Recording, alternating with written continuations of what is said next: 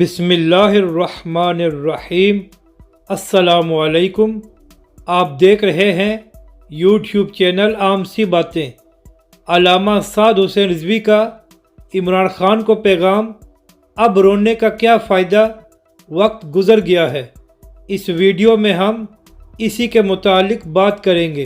ناظرین کرام، تحریک لبیک کے سربراہ علامہ سعد حسین رضوی نے جمعے کے خطبے میں بات کرتے ہوئے کہا کہ عمران خان صاحب کہتے ہیں کہ ان کے خلاف بیرونی سازش ہو رہی ہے، اور عمران خان صاحب نے ایک خط بھی دکھایا ہے۔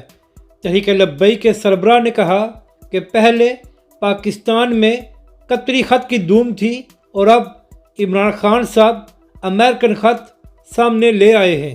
علامہ سعد حسین رضوی نے کہا کہ جب دشمن سازش کرے تو لمبی لمبی تقریروں میں رو کر اس کا ذکر نہیں کیا جاتا، بلکہ اس کو جواب دیا جاتا ہے تاکہ آئندہ آپ کے خلاف کوئی سازش نہ کر سکے۔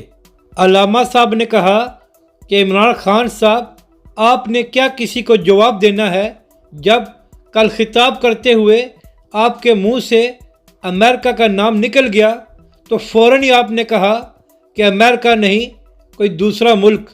ٹی ایل پی کے سربراہ نے کہا کہ عمران خان صاحب، اگر آپ میں اتنی ہمت نہیں ہے کہ آپ سازش کرنے والے ملک کا نام لے سکیں تو آپ نے ان سے پنگا کیا لینا ہے یا ان کو جواب کیا دینا ہے۔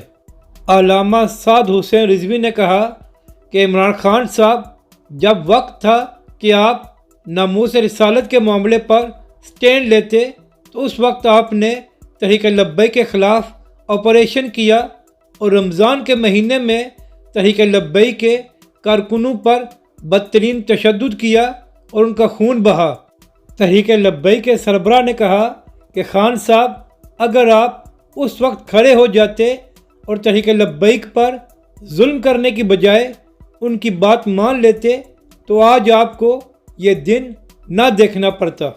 علامہ سعد حسین رضوی نے کہا کہ لوگ ہم سے سوال کرتے ہیں کہ عمران خان کے خلاف سازش ہو رہی ہے تو کیا آپ ان کا ساتھ دیں گے؟